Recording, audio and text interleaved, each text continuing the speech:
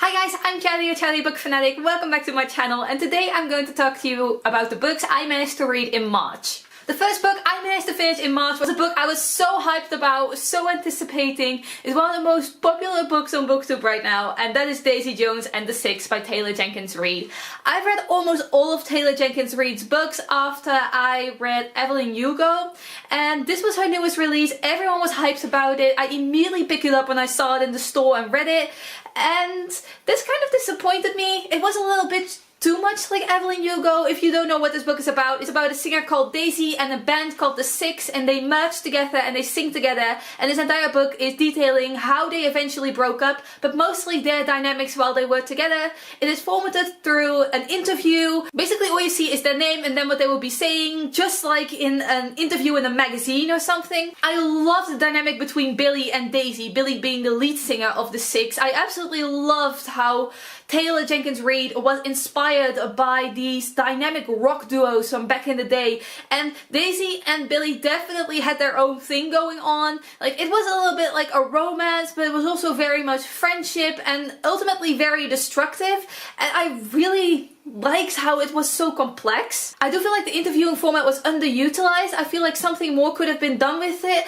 Just like with Evelyn Hugo, if you are going to use the same plot device, then I think you really should incorporate more of a review into this, but now it was kind of useless finding out who the interviewer was, and that was so much more of a review in Evelyn Hugo, and here it was just disappointing. There was no real plot twist in this book, and most of the time there actually is some sort of plot twist in Taylor Jenkins Reid's books, or just like a hook or something I can grapple onto, and I felt like that was really missing from this book. There was not enough happening for me to enjoy it. It was very character driven, and I enjoy character driven books, but I felt like this was just going on for too long. The book could have been shorter. Like, I felt the same thing was happening over and over again, and eventually I just got sick of it. In the end, I did end up rating it 3.5 stars, 4 stars on Goodreads. It was definitely something I enjoyed, but really not my favorite by this author. The next book I ended up reading was Verity by Colleen Hoover. This is one of Colleen Hoover's newest books. I think it came out back in January. It is a romance thriller, and Colleen Hoover has never written anything like this before, but I feel like this project was a major success. It follows a main character called Lowen, who is a writer, and she gets hired by this random man to finish his wife's novels. His wife has been injured in an accident, and he needs a writer to finish up her book series, and that's exactly what Lowen is coming to do. She's staying at his house for a couple of days. She finds out that something weird is going on with Verity, the wife, and she is set on finding out what it is. This book did not disappoint me. It had some great writing. It was very, very intriguing. I wanted to keep flipping the pages, find out what was wrong with Verity, what would be in this manuscript that Verity wrote. Verity wrote an autobiography on her life, and our main character finds that autobiography and reads it, and some very disturbing shit is going on in this manuscript. This book has an amazing first sentence. I was curious, and before I ever picked this book up to actually read it, I just read the first sentence, and after reading the first sentence, I want to continue on with this book. And after saying it, obviously I have to read you the first sentence, which is, "I hear the crack of his skull before the spattering of blood reaches me." What?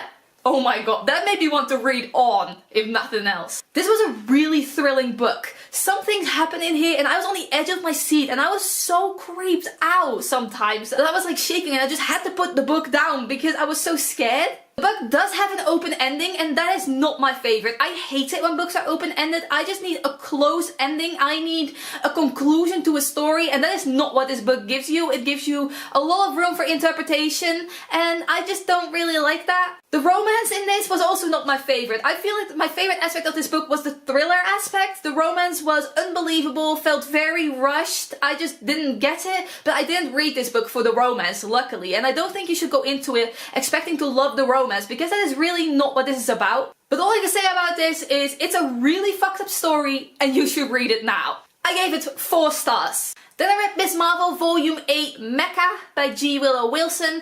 I've been reading the Miss Marvel series for a while now, and I've been finally continuing on with it. I'm reading almost a graphic novel a month in this series. There's like a major insect in my room, and I hate insects, and I can't get rid of it, and it's like in the corner of my eye, and it makes sound, and I just don't know what to do about it. I'm just going to try and keep on filming, but if you hear me make a sound, that's what is going on. Miss Marvel is about a main character called Miss Marple, and in this volume the people of Jersey City are taking Miss Marple for granted and they feel like she is messing up their city and they want her gone. Sorry guys, I really had to move. The insect is on the other side of my room and I guess I'm safe on my bed over here and I kind of wanted to finish filming this video. So let's move on with this. I hope I don't get too scared. It is right over there. I don't really know what to say about Miss Marple. It's basically the same thing I always say about it. I really enjoy it, otherwise I wouldn't continue on with the series. Nothing in particular really stood out about this volume. I just enjoy it. I really enjoy the art style. I think it's very pretty. Although I do think it changes a little too often because the illustrators change quite a lot in this series. I enjoy some art styles more than others, but this one and this volume was really nice. I think it also differed between the issues, which was a little jarring sometimes. But besides that, I really enjoy the writing, I enjoy the cameos, I enjoy the plot lines, and that's really all I can say about it. Then I did a poll on Twitter and I chose some challenges, and for those challenges I chose one book and then I put that book on the poll, and the book that won for this poll was When Breath Becomes Air by Kalanithi. This is a book by a neurosurgeon who got brain cancer and passed away because of that. He passed away before his book ever got published. His wife wrote an acknowledgement at the end of the book for him, and this was a really beautiful book. It's obviously non-fiction. It was only 200 pages and I thoroughly enjoyed it. He was a very smart man who could write clearly very well, and it is sad that he passed away so soon. His child was just a baby when he passed away. Never really got to know him, which was really tragic. I gave it 4 stars. It was definitely an emotional read. I have to say that I cried a little at the end, but that was mostly because of the acknowledgement of his wife. I thought it was so sad, so beautiful what she wrote about him. And the last things I read are 2 books that I made a vlog about, which will come up later this month, so I'm not going to say too much about it because it will be a spoilery discussion vlog. But I read Six of Crows and Crooked Kingdom as an ebook, and I really enjoyed this. I read the Grisha trilogy in a reading vlog last year. I will link that down below as well, and then I decided to continue on with that trend and read the Six of Crows duology in a vlog as well. I think everyone has heard about Six of Crows now, but if you don't know what Six of Crows is about, Six of Crows is about a cast of characters who go on a major heist. That is the basic premise of this book, but I felt that this was so much more than that. There's obviously a plot, but I feel like it was much more of a character-driven novel. You see the book from a lot of different characters' perspectives. When I started reading this, it was immediately clear that this was to become a much darker series than the Grisha trilogy, and Crooked Kingdom also once again proved that. I think Crooked Kingdom was even darker than Six of Crows. Both of them are much darker than the Grisha trilogy anyway. The characters were definitely my favorite aspect of this entire story. They made it all worth it. I really love the relationships in all of this. But I do have to say that I don't think every single character in the series had to have paired off with someone. I think that is a little sad. I think some characters would have been perfect on their own. But besides that, I did really like most of the couples in this series. And I definitely want to see more of these characters. I think Leigh Bardugo is planning on writing a 3rd novel a couple years down the line. I can't wait to see where all of these characters will have ended up at that point. And last but not least, the banter. The banter was so good. Leigh Bardugo really knows how to write funny scenes with her characters. I laughed multiple times throughout this story. So these were all of the books I managed to read in March. Let me know down below whether you've read any of these books and what did you think about them, or what did you read in March? I would love to know. Thanks for watching!